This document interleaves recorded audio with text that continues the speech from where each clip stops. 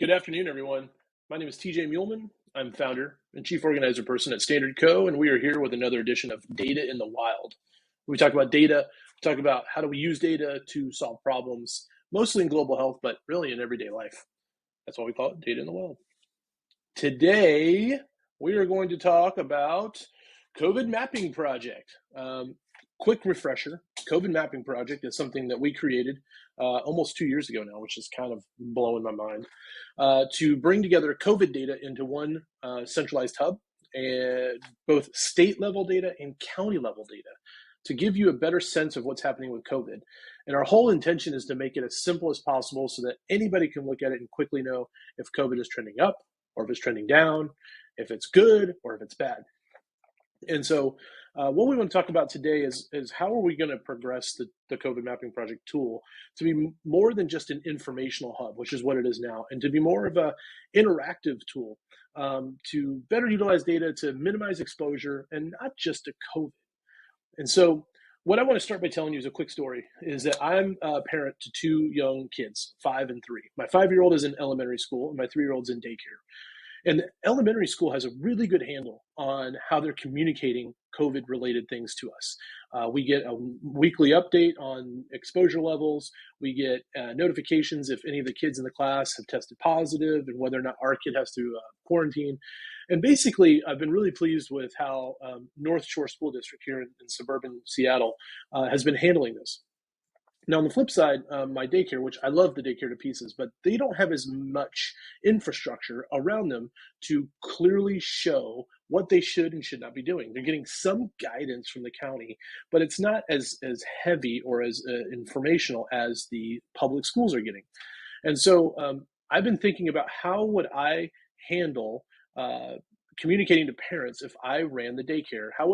What data would I use to instruct whether or not my daycare should have minimal operating hours to kind of minimize exposure, if they should open up back to normal time, to normal hours, what have you. So what I want to cover in this video are some suggestions that I'm going to make and some ways we might pivot COVID mapping project to address this exact scenario.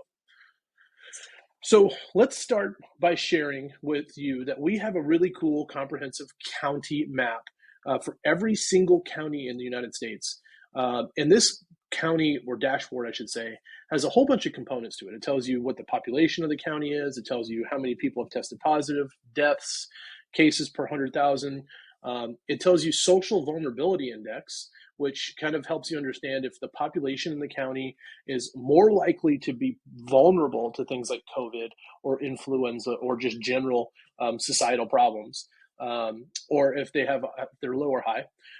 We talk about how many adults are vaccinated. We talk about vaccine hesitancy, positive cases, and then this little doodad here at the bottom is a risk assessment tool. So what we do is every night is we download the latest county data for every single county, and we recalculate what the risk assessment is. And to be clear, the risk assessment is not something that we invented. We actually are leveraging the Harvard Global Health Institute. They created this. It's an epidemic scale that shows for key metrics for COVID suppression. So what this basically does is it looks at the total number of cases over the previous 7 days, divides that by the population, multiplies it by 100,000 to get you a per capita. And if the number of cases is less than 1 case per 100,000 people, you are on track for containment. Basically meaning you're in the green, you can kind of live as normal life as you possibly want. If you're in the yellow, it's 1 to 9 cases. If you're in the orange, it's 10 to 24 cases. And if you're red, it's 25. So yellow is basically community spread. So it's not awesome. But we were in the yellow zone for quite a while in the United States when things were sort of quote unquote calm before the 4th wave came in August and September of this year.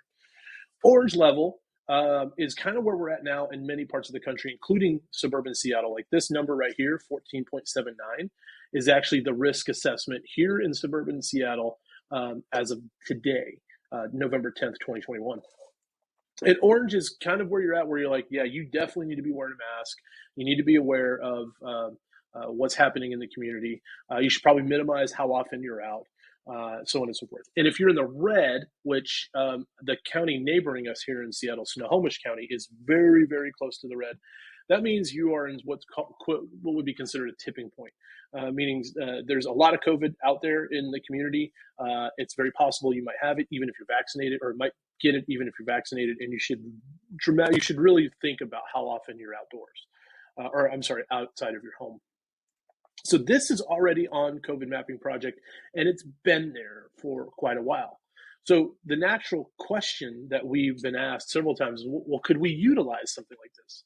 So what we're thinking about doing is creating a tool that daycares and other organizations could use to send out a notification to their constituents. Maybe it's the parents at a daycare, maybe it's the employees at an office, for those offices that require employees to come in, where every night you'd get an email saying, hey, here's the current risk assessment level.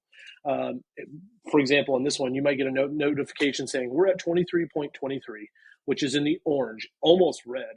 So you should really avoid crowds. You should definitely wear a mask. And if you don't need to come in today, don't come in. And this kind of notification that might come out weekly or nightly or weekly would be proactive. It would be delivered to your inbox. And so that would give you more data and more information so that you can make better and more informed decisions. So this is the kind of evolution of COVID mapping project that we are expecting to make. And it's not just for COVID. We expect, and again, as a father of young children, I've seen the power of masks. Do I want my children wearing masks all the time? Of course I don't. But if my kid needed to wear a mask maybe 30% of the time, and it dramatically reduced her likelihood of getting flu, would I ask her to wear a mask? You bet your ass I would.